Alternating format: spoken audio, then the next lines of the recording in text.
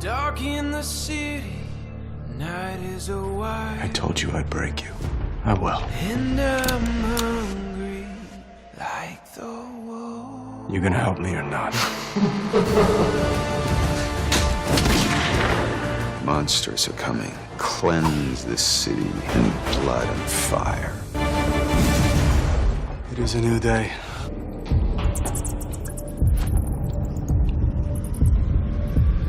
You can't have the truth unless you feel a true calling. Hey YouTubers, it's Charlie. So new Gotham footage, they decided to drop it like the day after I did my preview, but a lot of the stuff that I talked about is in there. The thing that I really want to talk about though, to focus on, is the Batcave. This picture here is actually one of the first depictions of the Batcave itself. It's from Batman number 48, way back in 1948. Before he had the Batcave, he had like a trophy room where he and Robin would talk about their past adventures. It didn't start out that way though, so they actually retconned it so that the Dick Grayson Robin would take trophies from each of their adventures after they would solve a mystery. It would go in the trophy room, so that's how Batman started accumulating all these really weird objects. The most famous ones I feel like are the Dinosaur and the Giant Penny, which are now in the Batcave proper. The Batcave itself didn't debut in the comics. It actually debuted in a really old serial. There was a weekly Batman serial back in 1943. They would release weekly episodes in theaters where you slowly got to know about Batman. The Batcave debuted during the second installment. That's the first time his underground cave appeared. Throughout the early years, they would just like adjust the placement of certain rooms. Like the trophy room got moved to a separate place. If you remember, in the Michael Keaton Batman film, much more recent, you see Vicky Vale walking through, looking at like the armor and all that stuff. That's like their representation of the trophy room. He makes up some story about being a collector, but it's actually a bit tongue-in-cheek because he acquired those as part of his Batman adventures. That's why I think once Alfred and Bruce make it into that secret underground room, whatever the Batcave looks like, they'll probably find a few trophies, just a place that'll inspire Bruce to start keeping things from his adventures. But over the years, as you can see, like this, for example, this is the new 52 Batcave. Batman has continued to expand things. This is actually pre-New 52. This is even larger. This takes a lot of inspiration from the classic Dick Sprang Batcave. It's just that so many people started writing in about how they were interested in learning more about the Batcave. The editors started telling the writers to go crazy, so the Batcave just got more and more elaborate over the years. The reason that they've kept a lot of the really odd objects in the modern comics, I think, is largely due to people like Grant Morrison, who take the approach that all of Batman's adventures in all of the comics that he's ever appeared in actually happened, even though, each writer is only on a single title for like a year or two at a time. So Grant Morrison, like when he came on and he did Batman and Robin, whenever he introduced Damian Wayne, he was like, all these Batman adventures that he's ever had, they actually happened, so he would have had trophies from all these. So he doubled down on the trophies, especially like the Giant Penny and the Dinosaur.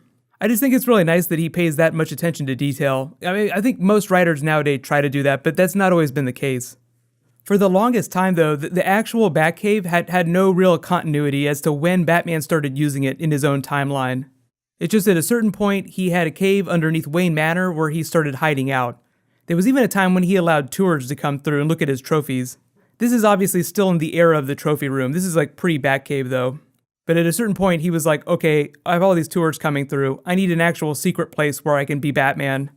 And actually, it wasn't until after Crisis on Infinite Earths, and like DC rebooted all of its characters, that a writer said Bruce Wayne actually grew up at Wayne Manor. Like in all the modern stories, like as far back as most people can remember, it's always been his home, his family's home, but it didn't start out that way. Originally, it was just a really nice house that an adult Bruce Wayne bought. One of the first big times that they actually told the story of Bruce finding the cave underneath Wayne Manor and turning it into the Batcave didn't happen until 1994. It was Detective Comics number 0. It was right around 0 hour in the comics, right around that big event. Thank you, Hal Jordan. In 1998, in Shadow of the Bat number 73, there was a big earthquake that almost destroyed the entire cave. It changed the structure in a really big way. And then later, during No Man's Land, during that story arc, he started using the satellite Batcaves. I think as a really little kid, the most notable time I remember Batman using a satellite Batcave was during Nightfall, after Bane broke his back and he kind of slunk off into the shadows and Azrael took over. They made it seem like Batman fell off the map, like nobody knew what was going to happen to him or if he was ever going to come back. Spoiler alert, Batman always comes back, but he had just gone to one of his safe houses, which is kind of like a satellite Batcave. If you remember during Final Crisis 2 when they killed Batman off, I mean, they didn't kill him, they sent him back in time, but you get the idea. Dick Grayson took the mantle of the Bat. He moved the Batcave so that it was underneath the Wayne Foundation.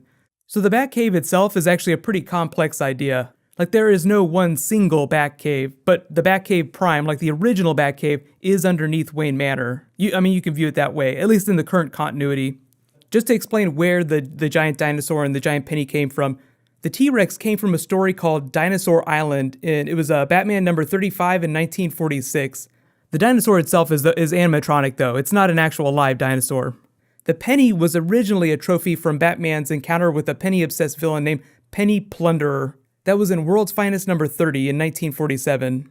There was also a story called The 1001 Trophies of Batman from Detective Comics number 158 in 1950. A long time ago, but as the story implies, lots of trophies in the Batcave.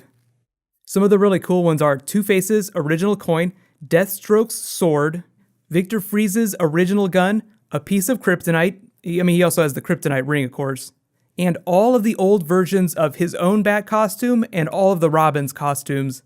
Here's my big question for you guys. How do you want them to do the Batcave on the TV show? Do you want it to start out as like a small room that Bruce slowly makes bigger and bigger? There are caves all beneath Wayne Manor, so I'm just assuming that he's not going to find everything right away.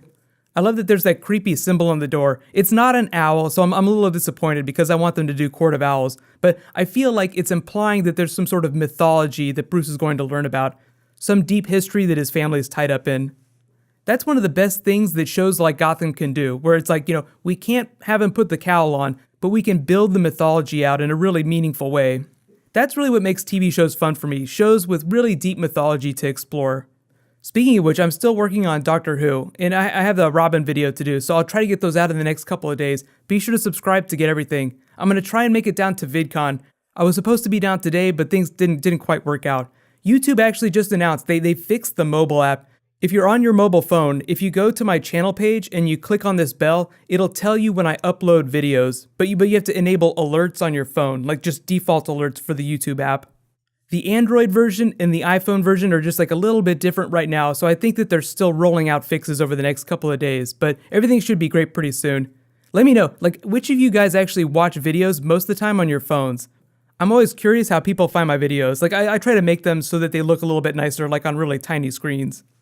Speaking of Batman videos though, I'm trying to finish my Arkham Knight gameplay videos. Hopefully that'll be done by next week because Game of Thrones just released a new episode and I want to start playing that. But while you guys wait for that to drop, you can click here to learn all about the villains that are coming to Gotham Season 2. And you can click here to learn all about the new Inhumans coming to Agents of S.H.I.E.L.D. Season 3. They're doing Secret Warrior, so it's going to be a lot of fun. Thank you so much for watching, everybody. Let's high five. I'll see you guys tomorrow.